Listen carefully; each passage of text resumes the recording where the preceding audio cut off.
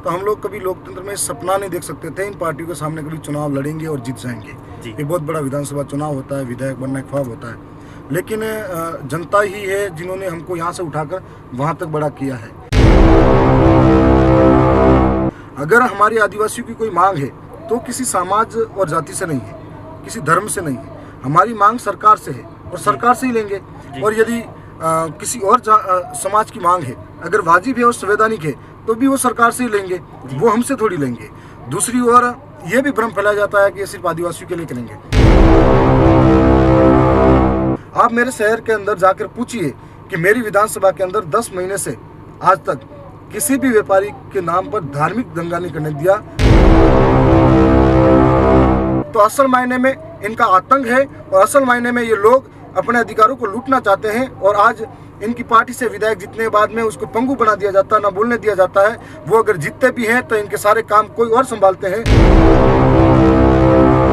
नमस्कार, आदाब, सत श्री अकाल, जय भीम, जोहार। मैं मयूर अलवेल, आप देख रहे हैं उदयपुर न्यूज। इस वक्त जो कद्दावर शख्सियत हमारे साथ मौजूद है, किसी परिचय के मोहताज नहीं, दरियावत के विधायक साहब ठावर चंद जी हमारे साथ है। सबसे पहले चैनल पे बहुत बहुत स्वागत है सर आपका। बहुत बहुत धन्यवाद आपके चैनल को, आपके दर्शकों को मेरी ओर से धन्यवाद, जोहार। सर, धीरे धीरे अब आपकी जो पार्टी है, जिसके आप प्रारंभिक सदस्य भी हैं और एक कुछ लोगों के द्वारा बनाई गई एक टीम थी, जो आज एक विकसित टीम के रूप में बन रही है और धीरे धीरे अपना प्रभाव देश के हर कोने में फैला रही है। अभी जो दक्षिणी राजस्थान में 2 सीटों पर चुनाव हो रहे हैं, उसमें आपकी पार्टी इतनी मजबूत है कि लोग उन पर विश्वास भी कर रहे हैं। आप भी अभी यहाँ पर आए हैं, लोगों की भीड़ और जन सैलाब आप भी देख रहे हैं, कैसा महसूस होता है? सबसे पहले तो ये बताएं। सबसे पहले बढ़िया महसूस होता है।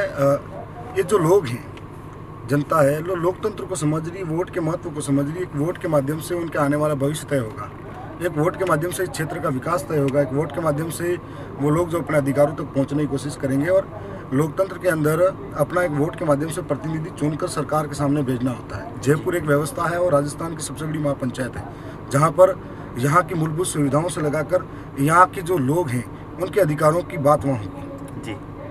तो इसमें उत्साह है, लोकतंत्र को समझ रहे हैं। और सारे लोग जो कभी आपने देखा होगा अन्य पार्टियों के द्वारा करोड़ों पैसा खर्च करते थे चुनावों में, और फिर पैसों के दम पर वो लोग चुनाव जीतते थे और पैसों के दम पर भीड़ जुटाया करते, और आज भी जुटा रहे हैं।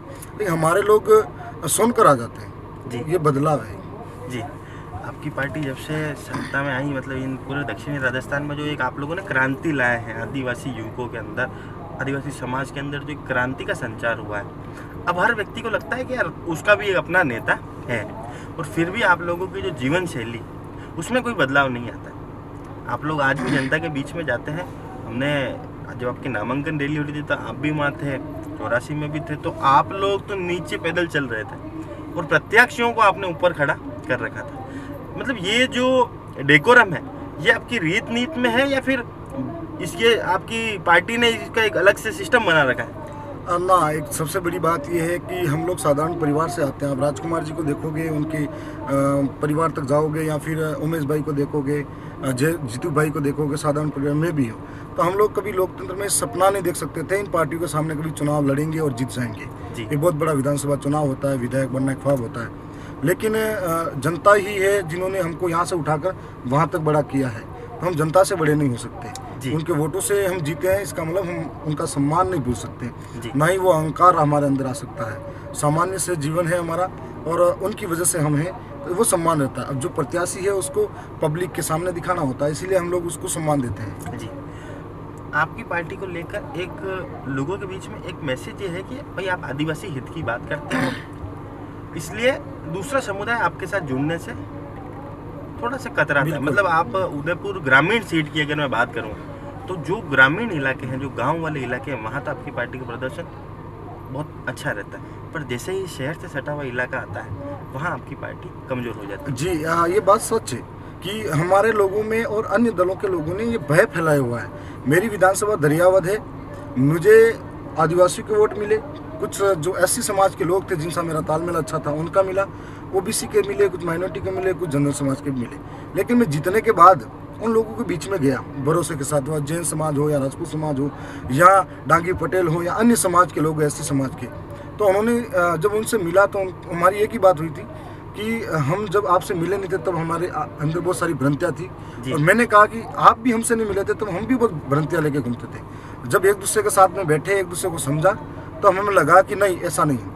अगर हमारी आदिवासियों की कोई मांग है तो किसी समाज और जाति से नहीं है, किसी धर्म से नहीं है। हमारी मांग सरकार से है और सरकार से ही लेंगे। और यदि किसी और समाज की मांग है, अगर वाजिब है और संवैधानिक है, तो भी वो सरकार से ही लेंगे, वो हमसे थोड़ी लेंगे। दूसरी ओर ये भी भ्रम फैलाया जाता है कि ये सिर्फ आदिवासियों के लिए करेंगे। आप मुझे बताइए, यदि स्कूल बनती है तो क्या स्कूल के अंदर सिर्फ आदिवासी समाज पढ़ेगा? अगर कॉलेज बनती है तो क्या कॉलेज के अंदर सिर्फ आदिवासी समाज पढ़ेगा? या फिर हॉस्पिटल बनता है तो क्या आदिवासी समाज का ही इलाज होगा? अभी मैंने अभी 2 हॉस्पिटलों में मशीनें दी हैं, CBC मशीनें, तो उससे क्या जांच सिर्फ एक आदिवासी समुदाय की होगी? सभी की होगी ना। अभी कोई सड़क बन रही है, क्या सभी समुदाय के लोग चलेंगे उस पर? तो ये अन्य लोग, बीजेपी कांग्रेस के लोग हैं, उनको ये मालूम है कि अगर अन्य समाज को इनके नाम से डराएंगे नहीं, धमकाएंगे नहीं, तो इस तरीके से ये लोग हमारे साथ कैसे होंगे? तो एक भय फैलाया जाता है अन्य समाज के लोग। जैसे जैसे लोग समझ रहे हैं, सोलंबर चुनाव के अंदर मैं देख रहा हूँ अन्य समाज के कई सारे लोग हमसे, हमारे साथ जुड़े हैं, मंच साझा कर रहे हैं, और हम लोगों से अपील भी कर रहे हैं कि आओ वोट ले, वोट दे। मेरे जीतने से पहले अफवाह फैलाई जा रही थी कि दरियावत के अंदर जीत गए तो तुम्हारी दुकानें तोड़ फोड़ करेंगे, तुम्हें धंधा नहीं करने देंगे, तुम्हें बाहर निकाल देंगे। आप मेरे शहर के अंदर जाकर पूछिए कि मेरी विधानसभा के अंदर 10 महीने से आज तक किसी भी व्यापारी के नाम पर धार्मिक दंगा नहीं करने दिया, किसी भी समाज से। और मेरे इलाके के अंदर कोई टी स्टार है, गैंग स्टार है, अन्य तरीके के जो गतिविधियां अपराधी करते हैं नौजवान, मैंने पुलिस प्रशासन से बात कर की है कि जो भी है 151 में पाबंद करो, और इन संगीन वारदात हो तो उनके ऊपर कार्रवाई करो अनुशासन में। मेरी तरफ से कोऑपरेट है, और कोई भी बदमाशी करता, सबको जीने का अधिकार है, सब साथ में रहो और सब शामिल होकर जियो। और मेरे यहाँ कर व्यापारी हैं, आपके इस इलाके भी व्यापारी हैं, अगर हम हैं तो उनका बिजनेस है, नहीं तो बिजनेस कहाँ से होगा? एक दूसरे के पूरक है हम लोग, और ताली एक हाथ से नहीं बजती, दोनों से बजती है। ये भ्रांतियां हैं जो दूसरे लोगों ने फैला रखी है। एक स्वप्न देख के आप जैसे जो तमाम युवा, इन्होंने एक संगठन बनाया बाप पार्टी के नाम से, भारत आदिवासी पार्टी के नाम से, एक स्वप्न देखा गया। उस सपना ये था कि भाई भील प्रदेश की मांग आप लोग कर रहे थे। भील प्रदेश को लेकर कितने आमदा है आपका संगठन, कितना मतलब कर्मठता से उसको बनाना चाहते हैं आप? हमने मानगढ़ का इतिहास पढ़ा है। 17 नवंबर 1913 को बहुत बड़ी शहादत हुई थी। वो मानगढ़ हमारे पुरखों का त्याग बलिदान की भूमि है, पराक्रम की भूमि है। वो देश के अंदर सबसे बड़ा अगर कोई बलिदान हुआ है तो उस मानगढ़ की शहादत पे हुआ है। गुरु गोविंद और तमाम जो पुरखे थे हमारे, उनका एक सपना, सिर्फ संप सभा के लिए लाखों लोग एक जगह नहीं इकट्ठे हो सकते, उनका एक अलग प्रदेश बनाने का सपना था, और वो पुरखों का बड़ा पुराना सपना था।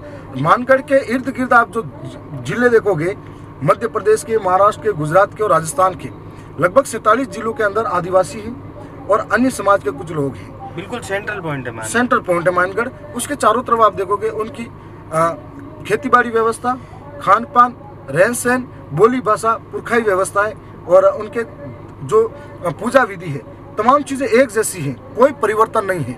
और रही बात, ये पूरा आदिवासी इलाका है जिसको बांटा गया है। यदि हमारा सपना ये है कि ये अगर बनता है तो यहाँ पर जो धरोहर है प्राकृतिक, वो बचेगी। खनन के नाम पर हमारे लोगों को हमेशा हटाया जाता है, और यहाँ से खनन के नाम पर विस्थापित होना पड़ता है। कभी डैम के नाम पर होना पड़ता है, कभी स्टेचू ऑफ यूनिटी के नाम पर होना पड़ता है। तो ये तमाम चीज़ें रुकेगी। खनन के नाम पर भी अभी सोने चांदी के नाम पर वहाँ पे ये हुआ, अपनी बांसवाड़ा में पावर प्लांट के नाम पर हुआ। इन चीज़ों से लोगों को विस्थापित होना पड़ता है, और सरकारों के लिए आदिवासियों की कोई जिंदगी की वैल्यू नहीं है। तो हम लोग ये चाह रहे हैं कि अगर अलग प्रदेश बनेगा तो हमारे हाथ में सारी चीज़ें आएगी, जहाँ हम प्रकृति का संरक्षण भी कर पाएंगे, जमीन का संरक्षण कर पाएंगे, आदिवासियों के अधिकारों का संरक्षण कर पाएंगे, और आदिवासियों के पास में नेतृत्व होगा तो हमारे समाज का विकास किस ओर करना है तो हम लोग बेहतर तरीके से कर पाएंगे। 2 सीटों पर चुनाव है दक्षिणी राजस्थान में, आम मतदाता से क्या अपील करना चाहते हैं चैनल के माध्यम से? मैं यही कहना चाह रहा हूँ, राजस्थान के अंदर, दक्षिणी राजस्थान के 2 चुनाव हैं, जहाँ पर कांग्रेस और बीजेपी पूरे केंद्र से ये लीड कर रही है, और आज दोनों ही पार्टियां इस और यहीं पर जमी हुई है। मैं यहाँ तमाम जो नौजवान हैं, तमाम माता बहनें, बुजुर्ग हैं, यहाँ के मतदाता हैं, उनसे यही कहना चाहता हूँ, अपने एक वोट की ताकत को समझना। पहले राजा और रानी की कोख से पैदा होने वाला राजा हुआ करता था, लेकिन लोकतंत्र के अंदर आपको एक वोट की ताकत मिली है। उस एक वोट की ताकत को आप सही इस्तेमाल करना। वहीं से ये वोट एक दिन के लिए नहीं दे रहे हैं, ये वोट 4 साल, और अभी उपचुनाव है तो 4 साल के लिए और दे रहे हैं। तो ये लोग जो है पार्टी के, अभी भी उनका पुराना डर रहा है गाँव में जाना, लोगों को भड़काना, पैसे बांटना, दारू बांटना, मांस बांटना, किसी को नौकरी से एपीओ करना, अभी देखते होंगे आप, जबरन किसी को और उस कार्यकर्ता को दबाना। तो असल मायने में इनका आतंक है और असल मायने में ये लोग अपने अधिकारों को लूटना चाहते हैं। और आज इनकी पार्टी से विधायक जीतने बाद में उसको पंगु बना दिया जाता है, ना बोलने दिया जाता है। वो अगर जीतते भी हैं तो इनके सारे काम कोई और संभालते हैं और उनके अंदर भ्रष्टाचार भर भर के नस नस में इनके साथ भरा जाएगा और एक एक चीज़ों में फर्जीवाड़ा करेंगे, चाहे इंदिरावास हो, सीसी रोड हो, आंगनबाड़ी हो, पोशाक से लगाकर बच्चों का दलिया तक ये लोग भ्रष्टाचार में भेंट चढ़ा देंगे। तो आप तमाम लोगों को यही कहना चाहता हूँ, अभी समय से पहले आप समझना इस बात को, 4 साल को देखना, एक दिन मत देखना। रही बात जब जब मजदूर पे बीतती है हमारा संगठन, हम लोग आगे खड़े होते हैं। जब जब नौजवानों पे बीतती है हमारा संगठन, हम आगे खड़े रहते हैं। जब जब किसान पे बीतती है हम लोग आगे खड़े रहते हैं। जब महिलाओं के साथ अत्याचार होता है हम लोग आगे खड़े रहते हैं। जब ड्राइवरों के साथ काला कानून आता है हम लोग आगे खड़े रहते हैं। जब माइनिंग के अंदर गलत होता है, रोजगार के नाम पर गलत होता है, तब हम लोग खड़े होते हैं। तो वोट लेने के हकदार ये लोग नहीं है, हम लोग हैं। हम हमेशा आपके साथ खड़े हैं और हम ये भी बताना चाह रहे हैं कि आने वाला भविष्य आपके हाथ में। ये सरकार झूठ बोल रही है कि ये काम किया, वो काम किया। 4 साल से नौजवान खेत गिरवे रख के पड़े हुए हैं उनके, और उन ब्याज में पैसे लाके या किसी माँ के घेने पड़े हुए गिरवे, और छात्रवृत्ति नहीं दे पाई। जो सरकार आप बड़ी बड़ी बातें कर रही है, जो चुनाव जीतने के बाद में पेंशन रोक रखी है, वो बड़ी बड़ी बातें कर रही है। नरेगा के अंदर फर्जीवाड़े कर रखे हैं, वो बड़ी बड़ी बातें कर रही है सरकार। यहाँ पर मैं भी विधानसभा में जीत के गया हूँ, तो बड़ी उम्मीद के साथ में सरकार के कानों के पर्दे खोलते हुए मैंने यहाँ नरेगा मेटो का पेमेंट बढ़ाने से लगाकर, मैं खाना बनाने वाले रसोई के अंदर, स्कूल के अंदर, आंगनबाड़ी के अंदर उनकी भी तनख्वाह बढ़ाने की बात कही है। तमाम नौजवानों के लिए लड़ा हूँ और अपने जो मूल मुद्दे हैं इस धरातल के, हर एक मुद्दे पर लड़ा हूँ। आप देखना, समझना, आपके हाथ में है फैसला। मैं आपको कह सकता हूँ, लेकिन आपका भविष्य आपके हाथ में, आपकी विधानसभा आपके हाथ में। आप सपने साकार कर सकते हो, बदलाव आप कर सकते हो। मैं इतना ही कहता हूँ कि वक्त बहुत कम है, जितना दम है लगा देना। कुछ लोगों को आप जगा देना, कुछ लोगों को मैं जगा दूंगा। जी, तो बड़ी अच्छी बात यहाँ पर करी। और एक जो मिथ्य बना हुआ था कि भाई आदिवासियों के हित की बात करता है, कहीं ये सामान्य वर्ग के दुश्मन तो नहीं, पर इन्होंने इस बात को बिल्कुल स्पष्ट तौर पर यहाँ करा कि एक जाजम पर जब हम लोग बैठेंगे तो दोनों के बीच की दूरियां यहाँ कम होगी। इस बात पर स्पष्टीकरण देते हुए दरियावत के विधायक ने बड़ी अच्छी बात करी कि 2 कदम मैं चलता हूँ, 2 को तुम जगह देना। आप भी मतदान जरूर करना, किसी भी पार्टी को मतदान करें, पर मतदान जरूर करें। 13 तारीख का दिन सुनिश्चित है, अपने मत का प्रयोग करें और एक बेहतरीन सरकार बनाने में अपनी महत्वपूर्ण भूमिका अदा करें। जय हिंद, जय भारत, जय मेवाड़, जय जोहार।